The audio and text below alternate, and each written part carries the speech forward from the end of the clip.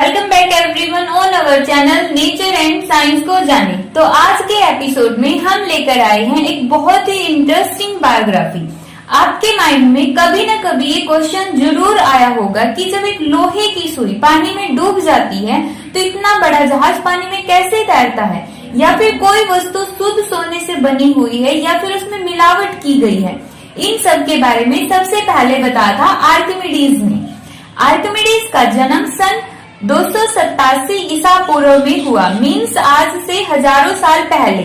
उनके लाइफ का ज्यादातर टाइम इटली के दक्षिण में स्थित सिसिली नामक द्वीप पर बसा हुआ नगर सायराकूस में बीता।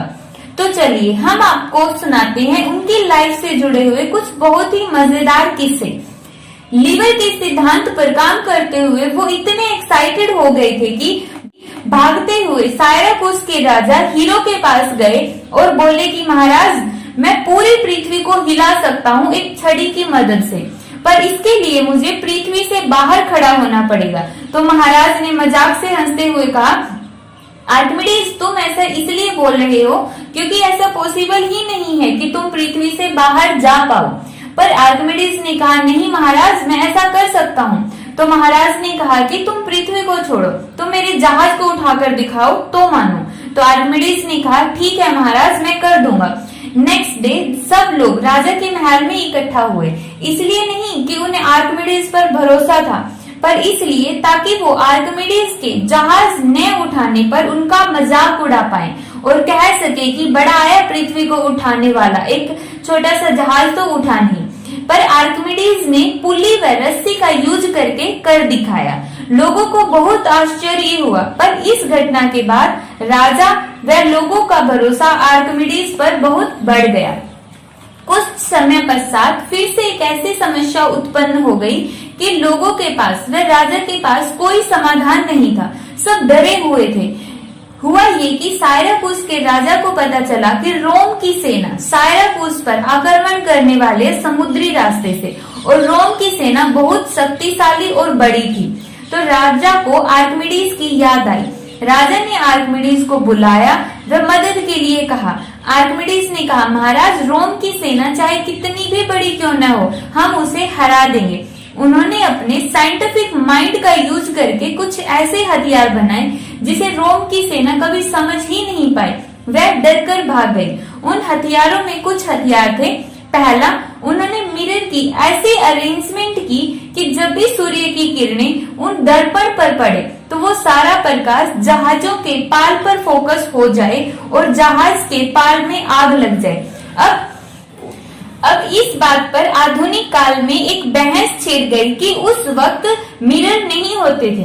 तो अनुमान लगाया गया कि जब हम कांसे या तांबे की परतों को बहुत अधिक पॉलिश करते हैं तो वो दर्पण की तरह बन जाते हैं। मे बी आर्किमिडीज ने यही तरीका अपनाया हो। दूसरा हथियार था आर्किमिडीज क्लो। यह हथियार एक पंजे की शेप का था जिसकी मदद से दुश्मन के जहाज को पानी में ही पलट दिया जाता।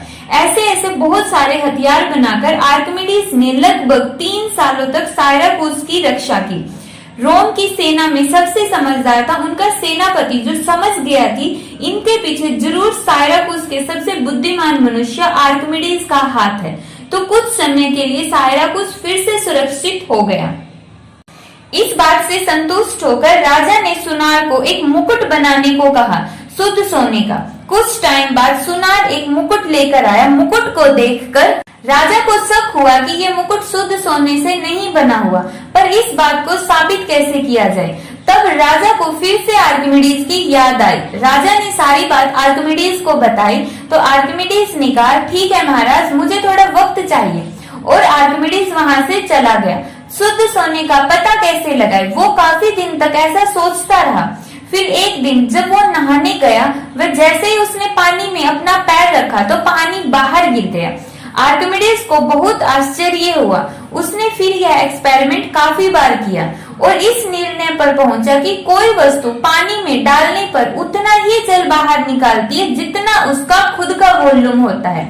इस बात से एक्साइटेड होकर वो राजा के पास भागते हुए गया।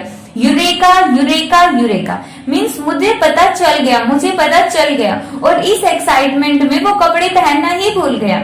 राजा के पास जाकर उन्होंने जितने मांस का मुकुट बना हुआ था उतने ही मांस का एक सोने का टुकड़ा लिया। जब उन्होंने दोनों को अलग अलग पानी में डाला तो दोनों ने अलग अलग मात्रा में पानी बाहर निकाला और इस तरह से आर्किमिडीज ने यह सिद्ध कर दिया कि मुकुट शुद्ध सोने का नहीं बना हुआ। बाद में सुनार ने भी इस बात को स्वीकार कर लिया। इस कॉन्सेप्ट को अच्छे से समझने के लिए हमने वीडियो बनाकर उसका लिंक डिस्क्रिप्शन में डाल दिया है। 3 साल बाद जब रोम की सेना ने सायराकुस पर कब्जा कर लिया, रोम की सेना के सेनापति को आर्किमिडीज बहुत पसंद था। वह उसका बहुत सम्मान करता था। उसने अपने सैनिकों को हिदायत दी कि आर्किमिडीज को मेरे पास लेकर आओ, पर उसे कोई भी हानि नहीं पहुंचनी चाहिए। इज्जत के साथ उसे मेरे पास लेकर आओ। जब सैनिक घर गए तब आर्किमिडीज ज्यामिति के एक चित्र पर काम कर रहा था। आर्किमिडीज को ज्योमेट्री बहुत पसंद थी। सैनिकों के बुलाने पर आर्किमिडीज ने जाने से मना कर दिया। आर्किमिडीज ने कहा कि वो अपना काम अधूरा छोड़कर नहीं आ सकता, तो सैनिकों ने गुस्से में आकर उसकी हत्या कर दी। रोम के सेनापति को जब ये बात पता चली तो उसे बहुत दुख हुआ। उसने बहुत सम्मान के साथ आर्किमिडीज का अंतिम संस्कार किया। आर्किमिडीज को ज्यामिति का ये चित्र बहुत पसंद था। वो चाहते थे कि यही चित्र उनकी कब्र पर बने। इसी इच्छा को ध्यान में रखते हुए रोम के सेनापति ने उनकी कब्र पर ये चित्र बनवा दिया। आर्किमिडीज एक गणितज्ञ भी थे, इसलिए जो लोग गणित के क्षेत्र में कुछ बड़ी उपलब्धि हासिल करते हैं तो उन्हें ये मेडल दिया जाता है। इस मेडल में आर्किमिडीज के सिर के चारों तरफ जो वर्ड्स लिखे हैं वो ग्रीक में हैं, जिनका मीनिंग है अपने ऊपर उठना व दुनिया को पकड़ना। आर्किमिडीज के सम्मान में चांद पर उपस्थित एक गड्ढे को नाम दिया गया आर्किमिडीज गर्त और चांद की एक श्रृंखला को नाम दिया गया आर्किमिडीज पर्वतमाला। और उनके सम्मान में ही यूरेका के विस्मयादी बोधक को कैलिफोर्निया का एक आदर्श वाक्य बना दिया गया। तो ये थी आर्किमिडीज सर की बहुत ही interesting biography. If you like the video then like, share and subscribe our channel nature and